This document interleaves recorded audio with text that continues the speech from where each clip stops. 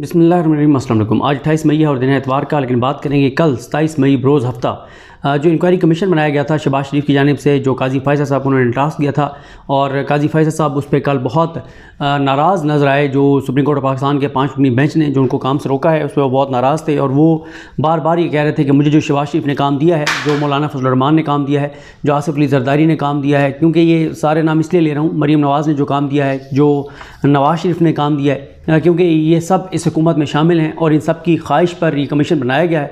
तो काजी साहब बहुत नाराज़ नज़र आए कि सुप्रीम कोर्ट ने क्यों मुझे इस काम से रोका है, जो काम मरीम नवाज़, बिलावल, जरदारी, शहबाज शरीफ, नवाज़ शरीफ ये सारे मुझसे करवाना चाहते हैं, उससे क्यों मुझे सुप्रीम कोर्ट ने रोका है। बहुत बरहम नज़र आए। लेकिन उन्होंने खुली अदालत में जो है वो अब उनका एक झूठ भी एक्सपोज हुआ, वो पकड़े गए झूठ बोलते हुए, और वो नीचे तो उन 5 जजेस को दिखाना चाहते थे, लेकिन ख़ुद वो बुरी तरह एक्सपोज हुए। वो सारी चीज़ें मैं आपके सामने रखता हूँ, पूरा आपको बताता हूँ। कल 62 मिनट की ये समाअत थी। 10:13 पर यह समाअत शुरू हुई और 11:15 पर यह समाअत जो है वो ख़त्म हुई। जैसे ही समाअत का आगाज़ हुआ, पहले तो जैसे ही वो कोर्ट में आए, तो जब दरवाज़ा खुला तो वैसे जब जजेस कोर्ट रूम में आते हैं तो अनाउंस किया जाता है कोर्ट आ गया है, लेकिन आवाज़ लगाई गई कि ताज़ीम हो, और साथ ही ये 3 जजेस आ गए, जिसमें काजी फाइज़ ईसा साहब थे और उनके साथ जो है वो लेफ़्ट साइड पर बैठे थे जस्टिस आमिर फ़ारूक साहब, और राइट साइड पे नईम अख्तर अफ़गान साहब जो चीफ़ जस्टिस हैं बलूचिस्तान हाई कोर्ट के, वो थे। और यहाँ पर मैं आपको ये भी बताता चलूँ कि पूरी समाअत में जो नईम अफ़गान साहब हैं, उन्होंने आई थिंक एक बार कोई बात की और 2 बार उन्होंने काजी फैसल साहब से कोई बात की, और जस्टिस आमिर फ़ारूक साहब हैं वो समाअत में बहुत से मौके पे बस मुस्कुराते रहे, क्योंकि ज़ाहिर है सबको समझ आ रही थी कि क्या कर रहे हैं काजी फैसल साहब। सिर्फ वो उन जजेस के ऊपर अटैक कर रहे थे जो 5 जजेस थे। और एक मौका तो ऐसा आया जब जस्टिस आमिर फ़ारूक साहब को कुछ डॉक्यूमेंट उन्होंने दिखाया, काजी फैसल साहब ने कुछ चीज़ ऐसे हाईलाइट करके दिखाई कि ये देखें, तो उन्होंने कहका लगाया।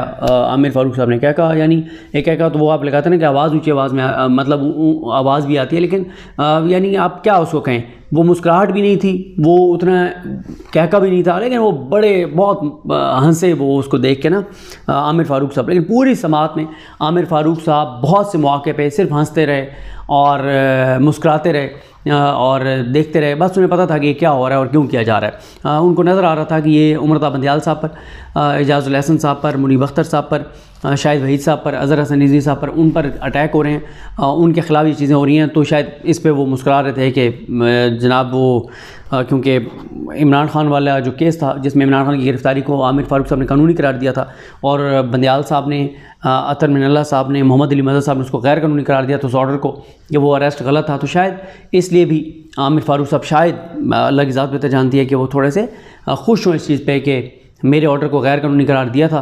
तो अब देखें क्या कर रहे हैं आपके साथ काजी साहब। हुआ ये कि काजी साहब जब समाअत का आगाज़ हुआ तो उन्होंने अटॉर्नी जनरल पाकिस्तान मंसूर उस्मान अवान साहब को कहा कि सुना है कि कोई ऑर्डर हुआ है, तो कॉपी है आपके पास। कॉपीज़ दी गई। जो ये 3 रुकनी कमीशन है, इंक्वायरी कमीशन, इनको ये कॉपी दी गई। उसके बाद अटॉर्नी जनरल ने बताया कि जनाब 4 आइनी दरख्वास्तें थीं, 2 वकला पेश हुए, एक ज़ाती हैसियत में थे और एक पेटिशन में, एक जो 184(3) की पेटिशन थी उसमें कोई भी पेश नहीं हुआ। काजी फैसल साहब ने कहा कि क्या इंक्वायरी कमीशन जो है हमारा, वो रिस्पोंडेंट था? उन्होंने कहा जी बिल्कुल था। काजी फैसल साहब ने कहा कि आप ऑर्डर पढ़ें, हमें क्या करने और क्या ना करने का कहा गया। फिर उन्होंने काजी फैसल साहब ने कहा कि इसमें आपकी मौजूदगी का लिखा हुआ है। आप नोटिस, आपको अटॉर्नी जनरल ने कहा मुझे नोटिस नहीं था, लेकिन मुझे मेरे ऑफिस को इंटीमेट किया गया कि जनाब अटॉर्नी जनरल को भेजें, वो आएँ, तो मुझे फ़ोन पे कहा गया, तो मैं इसलिए चला गया था। तो उस पर काजी फैसल साहब ने पूछा कि आप किसकी नुमाइंदगी कर रहे थे, ज़ाती हैसियत में गए थे, हुकूमत की नुमाइंदगी कर रहे थे, किसी और की नुमाइंदगी कर रहे थे? उन्होंने कहा क्योंकि मुझे कहा गया था कि मुझे वहाँ पे होना चाहिए, तो इसलिए मैं चला गया था। उसके बाद अटॉर्नी जनरल ने कहा जी मैं लास्ट पेज पढ़ना चाहता हूँ, तो काजी फैसल साहब ने कहा कि नहीं, आप शुरू से पढ़ें। फिर साथ ही काजी फैसल साहब ने पूछा कि क्या पेटिशनर आए हैं, यानी जो ये हैं आबिद ज़ुबैरी साहब या उनकी तरफ से जो वकील वहाँ पे पेश हुए थे, वो शोएब शाहीन साहब, ये आए हैं, तो या उनकी कोई दरख्वास्त आई है? तो उन्होंने कहा जी नहीं, ना तो वो खुद आए हैं, ना उनकी तरफ से कोई दरख्वास्त आई है, यानी इंक्वायरी कमीशन के इस इजलास में। और फिर उसके बाद जो है वो ये, अच्छा यही वो मौका था जो मैं आपको शुरू में बता चुका हूँ कि उन्होंने काजी फैसल साहब ने कुछ चीज़ दिखाई आमिर फ़ारूक साहब को, तो वो बड़े उस पर हंसे। उसके बाद अटॉर्नी जनरल ने जब ऑर्डर पढ़ना शुरू किया और उसमें दलाइल का जिक्र था शोएब शाहीन साहब के। तो उन्होंने जब जिक्र किया कि 16 फरवरी को ट्विटर अकाउंट से एक ऑडियो जो है वो ट्वीट की गई, तो उस पर काजी फैसल साहब ने उनसे पूछा कि ये तारीख किस तरह से मेंशन हुई है, कहाँ से आई है, कि आपने मेंशन की थी? उन्होंने कहा नहीं, मैंने मेंशन नहीं की थी, मैंने नहीं बताया था। अच्छा, तो फिर उसके बाद उन्होंने काजी फैसल साहब ने कहा कि आप ये बताएं कि क्या आपने हमारे ऑर्डर में, जो पहला ऑर्डर था जिसमें हमने क्लियर किया था, वाज़े किया था कि कि हम सुप्रीम जुडिशल कौंसिल के जो इख्तियारात हैं वो इस्तेमाल नहीं कर रहे, हम यहाँ पर सिर्फ बैठे हैं ऑडियोज़ की तस्दीक करने के लिए कि वो मटेरियल दुरुस्त है या गलत है, बाकी क्या होना है वो मुतल्लिका फोरम पर होगा। तो क्या आपने बताया था अदालत को? तो उन्होंने कहा जी मैंने बताया था। तो उन्होंने कहा यहाँ पे लिखा हुआ तो नहीं है कि क्या इस पर आपने कहा था? उसके बाद काजी फैसल साहब ने कहा कि शोएब शाहीन साहब को ये बताना चाहिए था। आबिद ज़ुबैरी और शोएब शाहीन ने तो आज आना तक गवारा नहीं किया, हमने उनको नोटिस किया था, और इतनी इज़्ज़त तो होनी चाहिए कम से कम हमारी। अच्छा, उसके बाद वो काजी फैसल साहब ये मीडिया पर जाकर बात करते हैं, ये जो यानी शोएब शाहीन साहब और आबिद ज़ुबैरी साहब, तो क्या वकला का कोड ऑफ कंडक्ट इनको इस चीज़ की इजाज़त देता है कि इस तरह से जो है वो ये जाकर बात करें? तो उन्होंने कहा कि जो ये इन्होंने कहा शोएब शाहीन ने कि हम सुप्रीम जुडिशल कौंसिल वाले इख्तियारात इस्तेमाल कर रहे हैं, तो एक तो ये बात गलत है। दूसरा उन्होंने कहा कि क्या कल को किसी भी जज के ख़िलाफ़ कोई ऑडियो आती है तो ये जाने बगैर कि दुरुस्त है या गलत है, क्या वो आगे भेज दिया है सुप्रीम जुडिशल कौंसिल को? अगर ये काम करेंगे तो फिर सुप्रीम जुडिशल कौंसिल सिर्फ इसी काम में लगी रहेगी, क्योंकि हर जज के ख़िलाफ़ चीज़ें आती हैं, शिकायत आती हैं। तो ऐसा तो नहीं हो सकता कि हर चीज़ डायरेक्टली सुप्रीम जुडिशल कौंसिल को भेज दी जाए। 2 हाई कोर्ट के चीफ जस्टिस जो हैं वो सुप्रीम जुडिशल कौंसिल के मेंबर हैं, फिर तो वो सारा काम छोड़ के वो भी और सुप्रीम जुडिशल कौंसिल के मेंबर्स भी यही करते रहेंगे कि वो इन जो है वो इन चीज़ों के ऊपर इंक्वायरी करते रहें, तहकीकात करते रहें। तो इसलिए उन्होंने कहा कि मैंने वाज़े किया था कि मैं सुप्रीम जुडिशल कौंसिल का मेंबर हूँ और मैं इस पर अपनी कोई राय नहीं दूंगा, हम तो सिर्फ ये तस्दीक करेंगे जो मटेरियल जो है वो आया है और जो हमें काम जो है वो दिया गया है। तो अटॉर्नी जनरल ने कहा कि हमने इसलिए कहा था कि ये पहले सोशल मीडिया पे आई चीज़ें, फिर ज़ाहिर है मीडिया पर आई, तो हम चाहते थे कि इस चीज़ को देखा जाए और इसको अनअटेंडेड ना छोड़ा जाए। यहाँ पर अटॉर्नी जनरल ने ये बात किया, लेकिन इस हवाले से बड़ी तफसील के साथ बताया गया था 5 जजेस को कि ऑडियोज़ एक अकाउंट से ट्वीट करवाई गई, लीक करवाई गई, और उसके बाद उसके थोड़ी देर बाद वज़ीर दाखिला जो राना असनाउल्लाह हैं उन्होंने आके प्रेस कॉन्फ्रेंस कर दी। तो ये सारा पैटर्न सेट था कि एक ट्विटर अकाउंट से इस तरह से मशकूक ट्विटर अकाउंट से ट्वीट करवाई जाएंगी जो कि सितंबर 2022 में बना ट्विटर अकाउंट, और उसके बाद ये कि उससे वो तमाम ऑडियोज़ हर चीज़ उसी अकाउंट से आ रही है, वहाँ से ट्वीट करवाएंगे, ट्वीट करवा के फिर राना असनाउल्लाह जो है वो आएंगे और प्रेस कॉन्फ्रेंस करेंगे, और फिर मीडिया में ज़ाहिर है चीफ जस्टिस पाकिस्तान और इन सारों को भी पता है कि मीडिया से किसी से पूछ लें कि ये ऑडियोज़ कहाँ से आती हैं तो वो बता देंगे कि हुकूमत की तरफ से आती हैं, भेजी जाती हैं चलाने के लिए। तो ये तो नेक्सस है, ऐसा नहीं है कि कोई चीज़ सोशल मीडिया पे आई है किसी चैनल पिक करके और चला दिया, नहीं, तमाम चैनल्स को इकट्ठे ये ट्वीट जो है वीडियो भेजी जाती है तमाम चैनल्स को। उसके बाद दोबारा उन्होंने कहा, काजी फैसल साहब ने उन्होंने कहा कि जो वकला हैं उनका काम अदालत के अंदर है, लेकिन वो अदालत के अंदर आने के बजाय वो अदालत से बाहर नज़र आते हैं। उसके बाद आर्टिकल 14 पढ़ा गया, क्योंकि उसमें ऑर्डर में जिक्र था जो ह्यूमन डिग्निटी की बात है, प्राइवेसी की बात है, तो उस पर काजी फैसल साहब ने बहुत इंपॉर्टेंट बातें की। उन्होंने कहा कि ये जो प्राइवेसी है वो घर के अंदर तक है, 4 दीवारी के अंदर तक है, क्योंकि आजकल तो उसकी भी पामाली हो रही है। ये उन्होंने नहीं कहा, मैं कह रहा हूँ कि काजी फैसल साहब को जब तक इमरान खान वज़ीर-ए-आज़म थे तो पाकिस्तान में हर चीज़ नज़र आती थी कि इमरान खान तकरीर फ़लानी जगह जाके कर रहे हैं तो कौमी वसाइल का इस्तेमाल हो रहा है, सरकारी वसाइल का इस्तेमाल हो रहा है, तरक्याती फ़ंड्स मिल गए हैं, कोई सहाफ़ी के साथ हुआ तो उसके घर पहुँच जाना, हर चीज़ उस वक्त उनको अखलाकियात उनकी काजी फैसल साहब की, उनकी हाई मॉरल ग्राउंड्स, उनका आइन, उनका कानून, वो जो कुरानी आयात पढ़ते हैं, वो जो अहदीस पढ़ते हैं, वो जो दीन का नाम लेते हैं, वो जो इस्लाम का नाम लेते हैं, काजी फैसल साहब के वो तमाम चीज़ें सिर्फ उस वक्त थी जब तक इमरान खान वज़ीर-ए-आज़म थे। जब से इमरान खान वज़ीर-ए-आज़म से हटे हैं, उधर से हटे हैं, उसके बाद जो मुल्क के अंदर हुआ है कभी ना उन्होंने कोई लेटर लिखा है ना कोई बात की है। या इसमें भी आप देख लें कि काजी फैसल साहब ने ये सवाल ही उठाया कि ऑडियोज़ रिकॉर्ड कैसे हुई हैं। वो कहते हैं आगे चले, ऑडियोज़ तो ठीक रिकॉर्ड हुई हैं, आगे चले। यहाँ पर भी उन्होंने ये कहा कि जो प्राइवेसी ऑफ होम है वो है ऑफिशियल वर्क में जो अगर मामला है उसमें उन्होंने कुछ मिसालें दी। उन्होंने कहा कि उन्होंने ये भी कहा कि आप जैसे सड़क के ऊपर CCTV कैमरे लगे हुए थे और सेफ सिटी के कैमरे हैं, बैंक के कैमरे हैं और कैमरे हैं, अगर किसी कैमरे में या कोई कत्ल की वारदात रिकॉर्ड हो जाती है तो क्या वो आप उसको क्या कहेंगे कि इस्तेमाल नहीं हो सकती।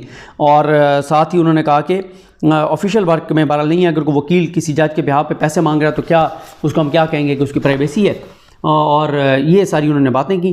फिर उन्होंने कहा कि मेरे केस के फ़ैसले का भी हवाला दिया गया है। उन्होंने कहा कि मुझे समझ नहीं आती उसका हवाला क्यों दिया गया है, उसका कोई तल्लुक़ नहीं है इस सारे मामले से, क्योंकि जो मेरा मामला था उसमें मेरी बीवी ने एक्सेप्ट किया था, मेरे बच्चों ने एक्सेप्ट किया था कि हाँ प्रॉपर्टीज़ हमारी हैं, लेकिन हम ये कह रहे थे कि जो सामने शख्स आया खड़ा है, यानी वो वही डोगर की बात हो रही है जो साफ़ी, तो ये प्रॉक्सी है, इसको किसी और ने खड़ा किया है। ये कहता है कि ये यूके से प्रॉपर्टीज़ का रिकॉर्ड निकलवा के लाया है, ये नहीं निकलवा के लाया, किसी और ने निकलवाया, क्योंकि हमने इनको कहा था, क्योंकि उस वक्त जो हुकूमत में कुछ लोग शामिल थे उनकी प्रॉपर्टीज़ का हमने वहाँ से रिकॉर्ड निकलवाया था, और हमने उस वक्त यही कहा था कि जनाब अगर रिकॉर्ड वही डोगर ही निकलवा के लाया है तो क्रेडिट कार्ड से उसके लिए पेमेंट होती है, पता नहीं 3 पाउंड या कितने वो दिखाए कहाँ हुई है, पाकिस्तान से अगर गया तो वो टैक्स करता है, वो सारी डॉक्यूमेंटेशन दिखाए, लेकिन वो चीज़ नहीं थी। और उसको जो आया था मेरे खिलाफ बंदा, उसको तो मेरे नाम के सही स्पेलिंग तक नहीं पता थे, तो वो नहीं हो सकता, ये पीछे कोई और था। और हमने यही कहा था कि आए वो शख्स खुद आए सामने जो ये करवा रहा है, ये प्रॉक्सी है, ये सच नहीं बोल रहा, ये गलत बयानी कर रहा है, और ये सच बोल दे कि असल मामला क्या है। तो इसलिए जो है वो कहते हैं इस केस को यहाँ पर लाना, उसका जिक्र करना नामुनासिब था। दूसरों की इज़्ज़त है तो ज़्यादा नहीं, थोड़ी सी हमारी भी इज़्ज़त होनी चाहिए। ख्वाजा तारिक रहीम की उन्होंने ईमेल के हवाले से बताया, और उन्होंने पहले तो कयूम सिद्दीकी साहब को बुलाया रोस्टम पर और कहा कि आपका नाम क्या है। उन्होंने कहा जी अब्दुल कयूम।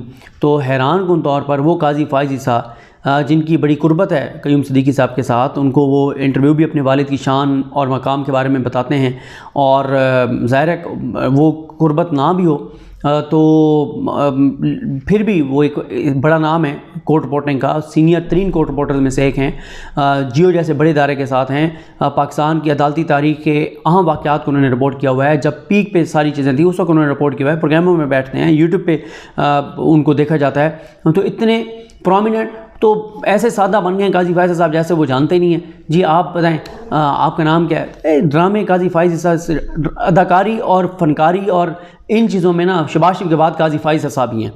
अच्छा, उसके बाद कहते हैं जनाब ख्वाजा उनसे कहा कि ये आ गए, अब हो सकता है ये इसके कमीशन के दायरे इख्तियार पर कोई सवाल करें, कोई एतराज़ करें इन चीज़ों पर, हो सकता है ये डिनाई करें, लेकिन अभी तो उन्होंने कुछ नहीं कहा। जो दूसरे जिनके साथ इनकी बात हो रही थी ख्वाजा तारिक रहीम, उनका ईमेल आया, उसमें उन्होंने कहा है कि मेरा क्योंकि मेडिकल चेकअप की वजह से मैं नहीं आ रहा, तो आपने क्योंकि अपने ऑर्डर में कहा है कि आप शायद लाहौर हैं 2 बुज़ुर्ग ख़वातीन के बयानात रिकॉर्ड करने, तो जब आप यहाँ पर आएँगे तो उस वक्त मैं भी अपना मौक़िफ़ जो है वो आपको दे दूँगा। फिर काजी फ़ाइज़ साहब ने कहा हुकूमत ने हमें एक टास्क दिया है, हमने हलफ लिया हुआ है और आइन और कानून के मुताबिक काम करने का। फिर उन्होंने कहा जी हलफ पढ़ें। हलफ उन्होंने पढ़ने शुरू करने का, बिस्मिल्लाह से शुरू करें। बिस्मिल्लाह से पढ़ा, पूरा हलफ पढ़ा। उन्होंने कहा यहाँ पर लिखा हुआ है कि आइन और कानून के मुताबिक, और ये कानून के मुताबिक कमीशन बनाए, हमने ड्यूटी सर अंजाम देनी है। ये तकलीफ़ दे हमारे लिए, मुश्किल काम है, हम अपना टाइम लगाएंगे, इजाफी काम करेंगे, हमें इसका मिलेगा भी कुछ नहीं, लेकिन उन्होंने कहा कि जो हमें करने। और शुरू में उन्होंने एक और बात भी की थी कि सुप्रीम कोर्ट के फैसले क्या सुप्रीम कोर्ट पे लागू नहीं होते, सुप्रीम कोर्ट के रूल सुप्रीम कोर्ट पर लागू नहीं होते, क्योंकि उन्होंने कहा कि हमें नोटिस किए बगैर, हमें सुने बगैर, फ्रीकैन को सुने बगैर सुप्रीम कोर्ट कैसे कमीशन को काम से रोक सकती थी। ये भी काजी फ़ाइज़ साहब ने एतराज़ जो है उठाया था। और फिर उन्होंने यहाँ पर कहा कि मुझे तो ट्विटर से पता चला। फिर कहते नहीं वो फैमिली मेम्बर ने बताया, तो सच मुंह से निकल गया ट्विटर वाला, क्योंकि आगे चल के मैं आपको बताता हूँ। यही वो पॉइंट है जिस पे उनका झूठ जो है वो पकड़ा गया काजी फ़ाइज़ साहब का। उसके बाद उन्होंने कोयटा कमीशन के ऊपर बात की, बड़े जज्बाती हो गए कि कोयटा में जो धमाका हुआ था उस पर कमीशन बना, मुझे ज़िम्मेदारी दी गई और बड़ा तकलीफ़ दे था, लेकिन ज़ाहिर है किया, एक ड्यूटी दी गई थी और मैं अकेला था उसमें कमीशन में। उसके बाद उन्होंने कहा कि वकला के कोड ऑफ कंडक्ट को उठाकर बाहर फेंक दिया गया है और हमें कानून सिखाने के लिए टीवी पर बैठ जाते हैं। हम अगले कुल नहीं हैं, हम रोज़ाना वकीलों से सीखते हैं और टॉक शोज़ में कहा जाता है कि हम आइन की खिलाफवर्जी कर रहे हैं और हम उन टॉक शोज़ में की गई बातों का जवाब भी नहीं दे सकते। और फिर उन्होंने कहा कि जब हम वकालत करते थे तो होता ये था कि जब हम सिविल कोर्ट के फ़ैसले के ख़िलाफ़ हाई कोर्ट या सुप्रीम कोर्ट से स्टे लेकर आते थे तो हम पेश होकर अदालत में बताते थे कि ये स्टे हम लेकर आए हैं और रिक्वेस्ट करते थे। आजकल इन्होंने ये है कि जी टीवी से जाए सब देख लेंगे, उनको टीवी से पता चल जाएगा और अखबार से पता चल जाएगा। तो दूसरी तरफ उन्होंने कहा कि एक तरफ ये कहते हैं कि हमारी प्राइवेसी है, इन चीज़ों को इनसे हम पे नहीं पूछा जा सकता, दूसरी तरफ खुद जाके और अपनी इन प्राइवेट चीज़ों पे टीवी पे बात करते हैं। जब आप टीवी पे जाके खुल के खुद बात करते हैं तो फिर आप प्राइवेसी कैसे क्लेम कर सकते हैं। और दूसरी तरफ से भी लोडेड सवालात किए जाते हैं, हमारी इज़्ज़त तो जैसे है ही नहीं। और हो सकता है किसी ने खुद ही ऑडियो रिकॉर्ड करके लीक कर दियो। हमारे पास हथियार और फ़ौज नहीं है, हमारे पास सिर्फ मॉरल अथॉरिटी है। काजी फ़ाइज़ साहब कहते हैं कि ये आप बताएं, आप ट्विटर का जिक्र करें, ट्विटर क्या है? ये ट्विटर हैंडल क्या है, मैं तो नहीं हूँ ट्विटर पे, मुझे बताएं ये ट्विटर क्या है। ये वो झूठ है जो काजी फैसल साहब ने बोला है। काजी फैसल साहब ने अपने रेफरेंस में आगाज़ इन चीज़ों से किया था कि ट्विटर पे ये चीज़ आई कि रेफरेंस दायर हो रहा है, रेफरेंस दायर हो चुका है मेरे ख़िलाफ़, और उसमें सारे उन्होंने ट्वीट्स लगाई हुई हैं चीज़ें। फिर उन्होंने जब उनकी एहलिया ने आकर अदालत को बताया था बड़ी तफसील के साथ कि ट्विटर पे हमारे खिलाफ कंपेन हो रही है, उन्होंने ट्वीट्स लगाए थे, चीज़ें लगाई थी। तो ऐसे गलत बयानी करना कि कयूम सिद्दीकी साहब का नाम नहीं पता, भोले बन गए हैं, ट्विटर का नहीं पता, ये खुदा का खौफ करें आप जिस मनसब पर बैठे हुए हैं। फिर आप कुरानी आयात भी पढ़ते हैं, आप हदीस भी पढ़ते हैं, अखलाकियात का दर्स भी देते हैं, आप जो है ना वो ऐसे जैसे आपसे अपराइट पाकिस्तान में बंदा कोई नहीं है। फिर हुकूमत के कहने पर आप कमीशन में भी बैठ जाते हैं, आप हुकूमत से ये नहीं पूछते कि रिकॉर्ड किसने किया है। आप अपने ही केस में जो मौक़िफ़ अपनाते रहे हैं जासूसी और रिकॉर्डिंग्स के ऊपर, उसके अपोजिट आप चले गए हैं। आप अपनी ज़ाती बोझ और उसमें मुखालफत में कि उमरता बंदयाल साहब ने आपका केस सुना था तो आप स्कोर सेटल करने के मामले में, फिर अगर आपने ये करना है तो फिर आप ये कुरानी आयात ना पढ़ा करें, अहदीस ना पढ़ा करें। ये सबसे अफसोसनाक बात होती है कि आप अपना पर्सनल स्कोर सेटल कर रहे हो, आप जजेस के ऊपर अटैक कर रहे हो, आप हुकूमत के एजेंडे को आगे बढ़ा रहे हो, और साथ आप कुरानी आयात भी पढ़ें, हदीस भी पढ़ें। ये ना करें, खुल के आएँ, बिल्कुल खड़े हों। आप नून लीग के साथ खड़े हैं, बिल्कुल अच्छी बात है। नून लीग ने आपको कहा है कि ये करना है, आपने कहा जी मैं खादिम, मैं नौकर, शहबाज शरीफ का हुक्म है, नवाज शरीफ का हुक्म है, मरीम का हुक्म है, मैं बिल्कुल करूँगा। बिल्कुल आप करें। आपने जो बंदयाल साहब के साथ करना है करें, आपने जो मज़ाहिर अली अकबर नकवी साहब के साथ करना है करें, ज़रूर करें, आपको कोई नहीं रोक रहा। इस वक्त ज़ाहिर है सब आपके साथ हैं, काजी साहब, हुकूमत आपके साथ है, PDM आपके साथ है, 13 जमातें जिनमें बड़े बड़े चोर, डाकू और लुटेरे हैं जिन्होंने क्या नहीं किया इस पाकिस्तान के साथ, वो आपके साथ हैं। तमाम इदारे, हर चीज़ आपके साथ है, सबके साथ आप अलाइंड हो चुके हैं, करें सब कुछ। लेकिन बस ये एक रिक्वेस्ट है, ये कुरानी आयात, हदीस, अखलाकियात का भाषण, अपराइट होने का भाषण, बड़ा मतलब सबसे पवित्र हैं आप, ये बस दावे ना करें। ये मेरा एक रिक्वेस्ट है। बाकी आप करें जो आपने नून लीग के एजेंडे को आगे बढ़ाना है, नवाज शरीफ के एजेंडे को आगे बढ़ाना है। नून लीग को पहले भी आपने रिलीफ दिए हैं हुदैबिया जैसे केस में, और आपने नून लीग को सर्व किया है मुख्तलिफ तरह से। आपने जो है वो ज़ाहिर है सर्व से मुराद यही है कि आप नून लीग चाहती थी कि ये चीज़ हो, उन्होंने कमीशन बनाया और आपने उन्हीं TORs पे उसको काम को आगे बढ़ा दिया। तो ठीक है, आप करें सारा कुछ, लेकिन बस ये कुरान, हदीस और इन चीज़ों को प्लीज़ जो है वो आप सहारा ना लें। बस अल्लाह ताला करम करे। उसके बाद जो है मुझसे तो उन्होंने पूछ लिया था कि तुम मुसलमान हो, तो आपका तो सबको पता है कि माशाल्लाह आप मुसलमान हैं। और वो उसने क्या नाम है, सायरा बानो जो हैं, उन्होंने भी प्रोग्राम में कह दिया, उन्होंने कहा कि मुसलमानों को हज़रत ईसा का इंतज़ार है और नून लीग को काजी फ़ाइज़ ईसा का इंतज़ार है कि वो कब आएंगे। उसके बाद उन्होंने कहा कि चीफ़ जस्टिस पाकिस्तान उमरता बंदयाल साहब ने पहली समात पर इस एतराज़ को कैसे मुस्तरद कर दिया कि उनको बेंच से अलग नहीं होना, उनको नहीं होना चाहिए। और फिर उन्होंने कहा कि कुछ और भी जजेज़ हैं जो इस मैच में बैठे हैं जिनका ऑडियोज़ में ज़िक्र है, मुनीब साहब की तरफ इशारा कर रहे थे। और उसके बाद उन्होंने कहा कि चीफ जस्टिस से पूछना ज़रूरी नहीं है, कमीशन का जो मुझे ज़िम्मेदारी दी गई थी। और उन्होंने कहा कि उसमें ऑर्डर में लिखा हुआ है कि हुकूमत कैसे यकतरफ़ा एक्ट कर सकती है, तो हुकूमत यकतरफ़ा ही एक्ट करती है। फिर उन्होंने कहा उस ऑर्डर में लिखा हुआ है कि जो वफाकियत है उसके ख़िलाफ़ है कि हाई कोर्ट के चीफ जस्टिस को इस तरह से कमीशन में बिठाना चीफ जस्टिस से पूछे बगैर। तो उन्होंने कहा कि ये बल्कि चीफ जस्टिस से पूछना हाई कोर्ट के चीफ जस्टिस के मामले में, और ये बात कहना वफाकियत को बर्बाद करने वाली बात है, तबाह करने वाली बात। उन्होंने कहा हाई कोर्ट इंडिपेंडेंट कोर्ट्स हैं, आइनी अदालतें हैं, और वो सुप्रीम कोर्ट की सबऑर्डिनेट नहीं है। सुप्रीम कोर्ट के पास कोई एडवाइजरी रोल नहीं है, कोई सुप्रीम कोर्ट के वो मातहत नहीं है, सुप्रीम कोर्ट उनको मॉनिटर नहीं करती। उन्होंने बल्कि बताया कि एक बार मुझे ड्यूटी दी गई इंसदाद दहशतगर्दी की अदालतों की इंस्पेक्शन की, तो मैंने इनकार कर दिया कि ये मेरा काम नहीं है, ये हाई कोर्ट के जजेस जो हैं उनकी सबऑर्डिनेट हैं ये अदालतें, तो उनको ये देखनी चाहिए। तो ये सारी चीज़ें ठीक है, हम हाई कोर्ट के फैसलों को कलअदम करते हैं, देखते हैं या बरकरार रखते हैं या उनको देखते हैं, उनका जायज़ा लेते हैं, लेकिन हमारे पास कोई एडवाइजरी वो उन्होंने कहा था सुपरवाइजरी रोल हमारे पास नहीं है। उसके बाद उन्होंने कहा कि